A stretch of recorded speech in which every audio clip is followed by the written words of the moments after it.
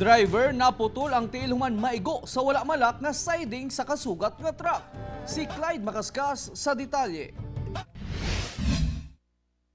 Putol ang tiil sa usa ka multicab driver nga si Sunny Pagara human na disgrasya sa dalang tablon sa Cagayan de Oro City Martes sa hapon. Ginasubay sa multicab driver ang dalan padulong sentro sa Dakbayan.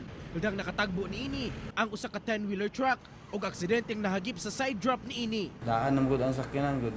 Ako maka-atis gyud ko ana bisag sa akong multicab kanang lock sa likod.